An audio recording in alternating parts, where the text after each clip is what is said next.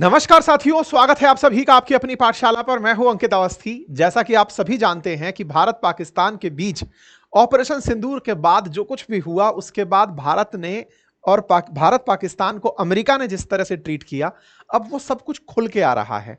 जिस तरह से पाकिस्तान ने आसिम मुनीर के माध्यम से अमेरिका को रिश्वत भिजवाई कि आप हमारी क्रिप्टो के साथ जुड़ जाइए, आप हमारे क्रिप्टो के खाने को संभाल लीजिए, सब कुछ कर लीजिए, लेकिन पाकिस्तान वालों को इंडिया के सामने इज्जत दिलवा दीजिए। वो इज्जत ट्रंप ने बकायदा रिश्वत वसूल के इनको दे भी दी।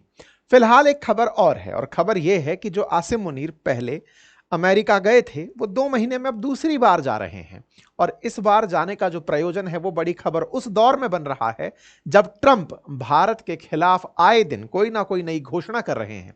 अब तक की घोषणाओं में 50% टैरिफ का अनाउंसमेंट हो चुका है।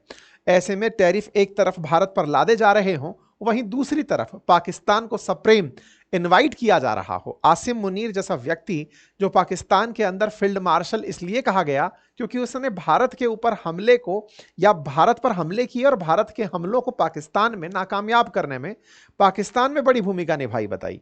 ऐसे व्यक्ति को पाकिस्तान से अमेरिका इनवाइट करने का जो प्रयोजन है, वो कहीं ना कहीं भारत के खिलाफ अमेरिकी जहर को दर्शाती है। और यही कारण है कि आज हम फिर से चर्चा कर रहे हैं कि क्यों वापस से अपना पुराना इतिहास अमेरिका दोहरा रहा है, और इस दोहराते इतिहास में वो भारत को अपने से कितना दूर कर रहा है। आपको याद होगा, पिछली बार जब आसिम मुनीर गए थे, तब ट्रंप के लिए नोबेल पुरस्कार मांगाए थे। कहे थे कि इन्होंने ही शांति स्थापित करवाई है भारत पाकिस्तान के बीच, इसलिए इन्हें शांति पुरस्कार मिलना चाहिए। वो तो भारत की तरफ से साफ इनकार किया गया कि इनका कोई कंट्रीब्यूशन नहीं है। बस उसके बाद बौखलाए अमेरिका ने पाकिस्तान को अपने साथ लेकर के अपना नैरेटिव और तेजी से गढ़ना शुरू कर दिया। इन सभी प्रयोजनों के बीच में भारतीयों को जितनी बातें पुरानी याद आ रही हैं, वो बातें आपसे साझा करना आज जरूरी लगता है। साथियों, जिस समय भारत में इंदिरा गांधी जी का दौर था, जिस समय भारत के अंदर वो सारे कालखंड थे जब हम पाकिस्तान से झगड़ा लड़ रहे थे, उस समय पर युद्ध कर रहे थे, उस समय पर अमेरिका किस तरफ खड़ा था, आज वो समय हमें फिर से वो रिकॉल करने का है। वो रिकॉल इसलिए करना है क्योंकि ये लोग सुधरे नहीं हैं। सुधरे नहीं हैं से मतलब है कि ये लोग आज भी वैसे ही हैं जैसे पहले हुआ करते थे। एनीवे, आसिम मुनीर का इस समय वहां जाना किस तरह खास है, इसकी अब चर्चा कर लेते हैं। असल में क्या है कि दुनिया को अमेरिका बांट कर चलता है। अमेरिका बांट कर चलता है इसका मतलब है कि उसने पूरी दुनिया को अपना कॉलोनी माना हुआ है, नियो कॉलोनी, नव उपनिवेश, जिसके तहत ये खुद ऊपर से सुपरफिशियली सबको मैनेज करते हैं। वहां की कंपनियों को, वहां के नेताओं को, वहां के सेना अध्यक्षों को अपने तरीके से टुकड़े डालते हैं और मैनेज करते हैं। ऐसे में होता क्या है कि ये सेना के तरीकों को कमांड के आधार पर ट्रीट करते हैं। Pakistan, Gulf countries, Iran, Afghanistan, इन सबको एक सेंट्रल कमांड नाम की जगह पर बांटकर रखा जाता है। तो असल मायने में पाकिस्तान जिस सेंट्रल कमांड में अमेरिका के अधीन आता है, यानी अमेरिका ने दुनिया के देशों को जिन कमांड में बांटा हुआ है, उसमें से एक कमांड सेंट्रल कमांड, और सेंट्रल कमांड में 20 देश आते हैं। अकॉर्डिंग टू अमेरिका, उनका जो अमेरिका सेना का जो सेंट्रल कमांड है, वो 20 देशों को मैनेज करता है। ठीक है, उस सेंट्रल कमांड की तरफ से आसिम मुनीर को इनवाइट किया गया है, यह कहा जा सकता है। ऐसा क्यों? इसके पीछे का बड़ा कारण तो यह है कि जहां आसिम मुनीर अमेरिका के इतने ज्यादा हमदर्द सिद्ध हुए, वहीं दूसरी तरफ सेंटकॉम के जो कुरिल्ला नाम के जो अध्यक्ष थे, जनरल थे, उन्होंने भी आसिम मुनीर की काफी प्रशंसा की थी जब ईरान इजराइल कन्फ्लिक्ट चला था। उस कन्फ्लिक्ट के दौरान कुरिल्ला ने यह कहा था कि ईरान के खिलाफ पाकिस्तान हो सकता था, लेकिन पाकिस्तान अमेरिका के कहने पर काम आया। पाकिस्तान ने अपनी वफादारी अमेरिका को दिखाई। इसका मतलब क्या था? जब ईरान पर गोले पड़ रहे थे इजराइल की तरफ से, तब पाकिस्तान निकल कर आया था कहने के लिए कि सबको ईरान के साथ हो जाना चाहिए। लेकिन जैसे ही कुरिल्ला ने इनके हाथ दबाए, तुरंत ये शांत हो गए और कहने लगे कि अमेरिका जो ठीक समझेगा हम वही करेंगे। और इसने शांति दिखाकर अमेरिका को ईरान को सेटल करने में बहुत ज्यादा महत्वपूर्ण भूमिका निभाने दी। इसका मतलब यह हुआ कि पाकिस्तान सेंटकॉम के दबाव में काम कर रहा था। यही कारण है कि सेंटकॉम ने पाकिस्तान की बहुत तारीफ की थी। यह है सेंटकॉम के कमांडर कुरिल्ला, जो Pakistan has been a phenomenal partner in the counter terrorism world, ऐसा कहते हुए खबरों में देखे गए थे। ये तारीफ कर रहे थे पाकिस्तान की कि किस तरह से वो हमारे काम में आया। और तो और पाकिस्तान में जो सेंटकॉम के अध्यक्ष जो अभी रिटायर होने वाले हैं, माइकल कुरिल्ला, इनके स्वागत में बिल्कुल सैन्य सम्मान के साथ उन्हें प्रेस्टिजियस निशान इम्तियाज से भी नवाजा गया था। यानी पाकिस्तान अमेरिकी सेना से अपने आप को अधीन मानते हुए कि आप लोग ऊपर हैं, हम आपके अधीन हैं, हमारा देश आपकी सरपरस्ती में जी रहा है, इस तरह से अमेरिका को अपनी तरफ से नजराने देता रहता है। ऐसे देखिए, अमेरिका ने दुनिया को ऐसे कमांड में बांटा हुआ है। ये जो पाकिस्तान वाला एरिया है ना, इसको सेंट्रल कमांड कहा जाता है। इसके अलावा जो इंडिया वाला क्षेत्र है, इसे इंडो पैसिफिक कमांड कहा जाता है। यहां पर पूरी तरह से एक कमांडर है, ऑस्ट्रेलिया, चीन, इन सब पर नजर रखने के लिए। ऐसे इन क्षेत्रों पे जो सबसे ज्यादा हॉस्टाइल माने जाते हैं, जहां पर अफगानिस्तान है, ईरान है, गल्फ कंट्रीज हैं, पाकिस्तान है, इन क्षेत्रों के लिए यूएस सेंट्रल कमांड है। ठीक है। इस यूएस सेंट्रल कमांड के जो कुरिल्ला हैं, वो रिटायर होने वाले हैं। ये वही कुरिल्ला हैं जिनको यहां पर कभी निशान इम्तियाज मिला था। इनका रिटायरमेंट है और उस रिटायरमेंट कार्यक्रम में आसिम मुनीर को इनवाइट किया गया है। 20 देश यहां पर सेंटकॉम में आते हैं। उन सेंटकॉम के अध्यक्ष माइकल कुरिल्ला रिटायर हो रहे हैं। उस कार्यक्रम के उसके फेयरवेल कार्यक्रम के अंदर आर्मी चीफ आसिम मुनीर जा रहे हैं। यह खबर बड़ी खबर बनती है। तो एक तरीके से दो तीन बातें एक ही संदेश में हैं। पहला, पाकिस्तान को उसकी वफादारी के इनाम स्वरूप अमेरिका में सम्मान मिल रहा है। कौन सी वफादारी? जो पाकिस्तान ने ईरान के खिलाफ दिखाई थी अमेरिका के प्रति, नंबर एक। नंबर दूसरा, भारत पाकिस्तान के मसले पर पाकिस्तान को ज्यादा एज देकर अमेरिका फिर यह दिखाने का प्रयास कर रहा है कि देखो, हम तुम्हारे साथ रहना प्रेफर किए, भारत के साथ हमें कोई फायदा नहीं था। नंबर दो। नंबर तीसरा, आसिम मुनीर जो कि पाकिस्तान की रियल सत्ता संभाल रहे हैं, उन्हें कहीं ना कहीं चाइना से खींचकर लाने का प्रयास है, क्योंकि पिछले ही महीने ये चाइना जाकर डांट खाकर आए थे। वांग वी ने इन्हें डांटा था, जो सुर्खी बनी थी कि तुम्हारी प्रेजेंस में चीनी इतनी नागरिक पाकिस्तान में मर रहे हैं, तुम क्या कर रहे हो।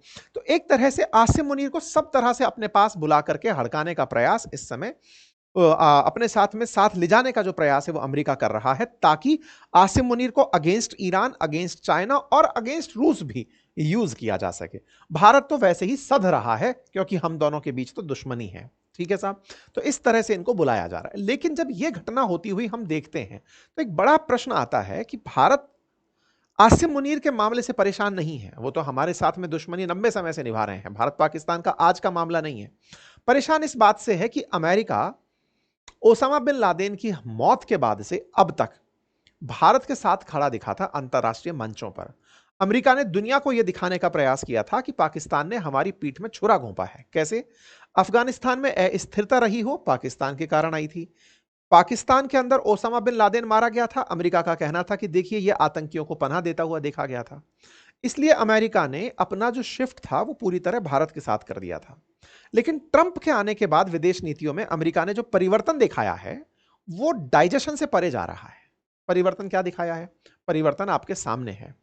अमेरिका में डोनाल्ड ट्रंप है और ट्रंप इस समय पर केवल अपने झूठ को सही करने के लिए, कि मैंने कहा था यह है तो वो वही है, बस उसको सही करने के लिए कुछ भी दांव पे चले जा रहे हैं।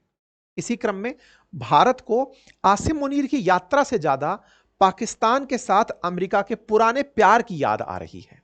और इसी प्यार को अखबारों ने लिखना भी शुरू किया है कि भारतीयों के मन में इनका वो पुराना इतिहास दौड़ने लगा है। अब सवाल यह आता है कि दुनिया कब कब बटी भारत पाकिस्तान को लेकर। तो देखिए, भारत पाकिस्तान का जब विभाजन हुआ तब से लेकर अब तक वेस्ट कहीं ना कहीं पाकिस्तान के साथ इंक्लाइंड रहा। ये तो भारत ने आर्थिक रूप से तरक्की करी, तब जाकर के भारत के साथ धीरे धीरे ये लोग अपने एग्रीमेंट करने के लिए उतारू हुए। वास्तविकता में भारत का आजाद होना यूके को पसंद नहीं था, क्योंकि भारत उनके लिए बहुत बड़ी कैश काउ था, उनके लिए एक बहुत बड़ा सोर्स था कच्चे माल का, उनके लिए उपनिवेश के रूप में इतना बड़ा देश था। आज जिसके ऊपर उन्होंने शासन किया, आज वो उनसे बड़ी इकोनॉमी बनकर बैठा है। तो यूके के लिए भारत एक बहुत बड़ी प्रेस्टिजियस, मतलब एक तरह से कहिए उपलब्धि थी। लेकिन भारत आजाद हुआ तो भारत के प्रति उनके मन में एक नकारात्मक भाव पहले से था। ऐसे में भारत के खिलाफ जो थे उनके प्रति एक नेचुरल इंक्लिनेशन भी रहा होगा, और वो किसके साथ था? पाकिस्तान के साथ। तो शुरुआती दौर में जितने भी पश्चिमी यूके के मित्र थे, यानी ब्रिटेन के मित्र थे, चाहे वो अमेरिका था या जो भी थे, वो पाकिस्तान को बड़ा पाल पोस के बड़ा करते थे, और वो पाकिस्तान को दिखाते ही ये थे, क्योंकि अंग्रेजों की पुरानी नीति थी कि फूट डालो राज करो। तो पाकिस्तान को इस तरह से बड़ा किया जा रहा था कि तुम भी हो, तुम भी भारत की तरह ही हो। इन्हें भारत के बराबर लाने का जो पहला प्रयास था वो यूएन के अंदर जब हुआ, जब भारत पाकिस्तान का पहला युद्ध हुआ और यूएन में यह मामला कश्मीर को लेकर पहुंचा, तो यूके ने उस समय इस मामले को कश्मीर मसला ना बताकर भारत पाकिस्तान मसले के रूप में ट्रीट किया था, जिसके ऊपर बकायदा रामचंद्र गुहा की जो किताब है उसमें यह लिखा हुआ है कि वो दिन था जिस समय पहली बार भारत को यह बुरा लगा था अंतरराष्ट्रीय स्केल पर कि पाकिस्तान को भारत के बराबर बिठाया भी क्यों जा रहा है। इंडिया आफ्टर गांधी में ये किताब के अंदर बात मेंशन है।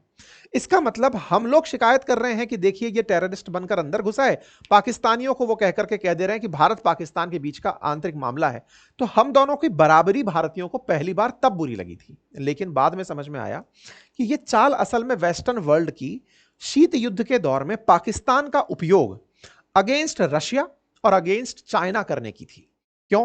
क्योंकि पाकिस्तान की लोकेशन जब आप देखते हैं तो इसके जस्ट उत्तर में, यहीं से लेकर के पूरा की पूरा ये सोवियत रूस हुआ करता था पहले, जैसे आज सेंट्रल एशिया कहते हैं, ये पहले सोवियत रूस हुआ करता था। तो बोले सोवियत रूस हो या चाइना हो, इस पर कंट्रोल करने के लिए पाकिस्तान एक बहुत सही पॉइंट है जहां पर बैठ करके दोनों तरफ निगाह रखी जा सकती है। ऐसे में पाकिस्तान को इन्होंने अपने ज्यादा फायदे का समझा। यूएस ने भारत के खिलाफ पाकिस्तान का उपयोग करना शुरू किया जब जब भारत पाकिस्तान के युद्ध हुए। 1947 से आगे जब हम बढ़ना शुरू हुए तो 1962 के युद्ध में जब भारत और चीन का युद्ध हुआ, तब पाकिस्तान कोई पार्टी ही नहीं था। उस समय एक बार के लिए ऐसा लगा कि अमेरिका चाइना के खिलाफ भारत का साथ देना चाहता है। एक न्यूज भी निकल कर आई थी कि ये $500 मिलियन की हमें मदद देना चाहते थे।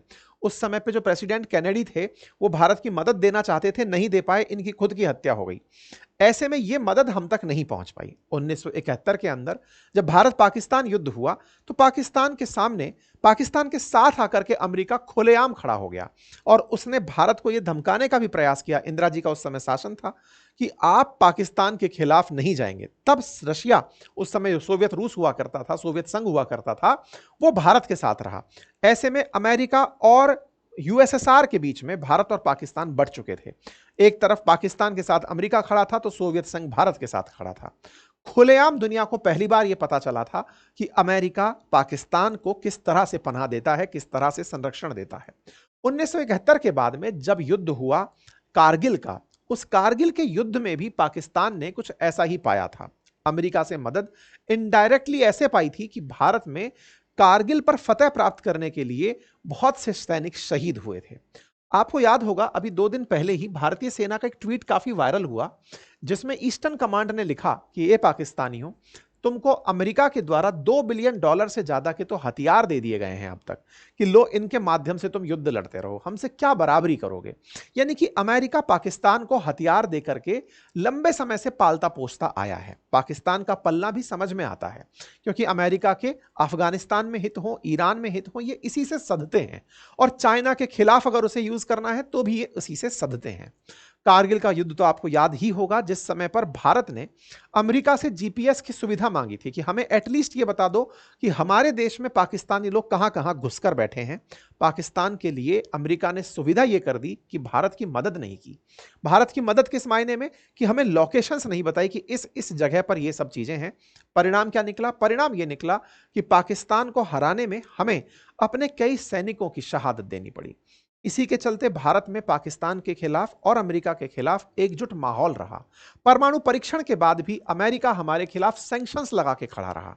ऐसे में पाकिस्तान और अमेरिका का एक दूसरे के नजदीक होना, भारत के खिलाफ होना इतिहास में तो था, लेकिन अब फिर से यह दोहराया जा रहा है। हालांकि इस बीच में जब ट्रंप पिछले कार्यकाल में थे तो वो पाकिस्तान के ऊपर काफी गर्म थे।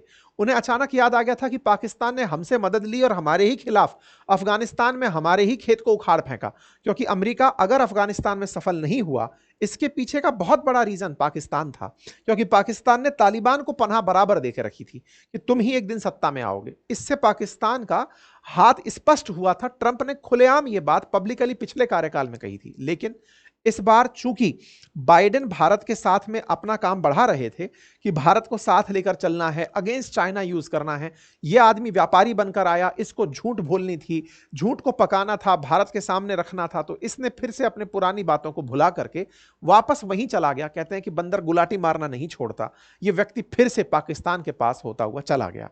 अब इन्हें फिर से बुलाकर बिरयानी खिलाई जाएगी या नहीं, ये तो देखने का विषय होगा। लेकिन हां, ऐसे दौर में जब भारत पाकिस्तान के रिश्ते से ज्यादा भारत अमेरिका के रिश्ते चर्चा में हो, उस समय पाकिस्तान को बुला करके वापस से यह बता देना कि तुमको फेयरवेल में इनवाइट किया जा रहा है, यह कहीं ना कहीं भारत के साथ अपनी द्वेषता जताने का अमेरिकी रवैया है। बाकी आप लोग इस विषय पर क्या सोचते हैं, अपनी राय जरूर रखें, क्योंकि जिस पाकिस्तान को इसलिए बुलाया जा रहा हो कि भारत तो रूस के साथ तेल खरीद करके यूक्रेन के खिलाफ है, तुम यूक्रेन के कम से कम साथ रहो, वही पाकिस्तान अपने कुछ पाकिस्तानियों को रूस में भेजकर यूक्रेनियंस को मरवा रहा है। यह मैं नहीं, यूक्रेन के खुद जेलेंस्की ने कहा है। 2 दिन पहले की ही खबर है, जेलेंस्की का ट्वीट है जिसमें वो कह रहे हैं कि रूस की तरफ से कुछ पाकिस्तानी युद्ध लड़ने के लिए आए हुए हैं। ऐसे में किस पाकिस्तान पर अमेरिका यकीन कर रहा है या केवल उसे भारत के खिलाफ यूज कर रहा है, यह देखने का विषय होगा। फिलहाल के लिए इतना ही। जानकारी पसंद आई हो तो साथियों से अवश्य साझा करें। चैनल पर नए हैं तो सब्सक्राइब कर लें, और हां, अपनी पाठशाला एप्लीकेशन को जाकर अवश्य चेक करिए। वहां पर हमारी नई किताबें, हमारे कोर्सेज उपलब्ध हैं जिन्हें जाकर आप एक्सेस कर सकते हैं। Thank you so much.